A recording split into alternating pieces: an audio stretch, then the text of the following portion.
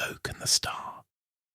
Once upon a time, in a quiet village nestled between rolling hills and dense forests, there lived a young boy named Finn.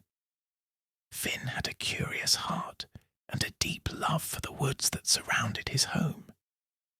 Every evening, after helping his mother with chores, he would sneak away to visit the ancient oak tree that stood at the forest's edge. The oak tree was immense, with branches that seemed to hold the sky itself. Finn felt as though the tree had a voice, not one that could be heard, but one that could be felt. He often whispered his worries and dreams to the oak, and though it never spoke back, he always left feeling lighter. One evening, as Finn sat under the oak, the stars began to peek through the twilight. He noticed a particularly bright star shimmering directly above the tree. It pulsed with light, almost as if it were alive. Suddenly, Finn heard a soft melodic voice, one he had never heard before. "Finn," the voice said, "you have come here every night with your hopes and fears. Tonight, I have a task for you." Finn leapt to his feet, looking around in wonder. "Who's there?" "I am the Star of the North," the voice replied. "I shine upon this ancient oak because it guards something precious, something the world has forgotten." "What is it?" Finn asked, his heart racing. "Balanced idée," the star said. "The harmony between earth and sky, water and fire, human and nature. Long ago, people lived with the rhythm of the world, but they've grown deaf to its song. You must bring this balance back." Finn felt a mix of awe and doubt. "But I'm just a boy. What can I do?" The star's light grew brighter, bathing the oak in a soft glow. "Even the smallest seed can grow into the mightiest tree. Take this," the star said. And a tiny acorn fell from the oak's highest branch into Finn's hands.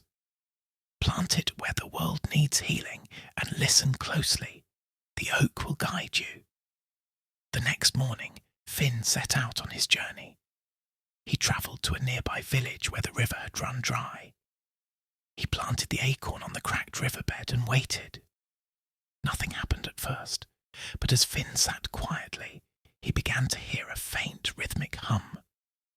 It was the river's song, yearning to flow again. He followed the hum upstream and discovered a dam made of stones and debris. With the help of the villagers, Finn cleared the blockage. Water began to trickle, then gush, and soon the river danced its way back to life. When Finn returned to the acorn, he found it had sprouted into a tiny sapling. Finn continued his journey, carrying the oak's lessons wherever he went. In one town, he taught farmers how to replenish their soil rather than exhaust it.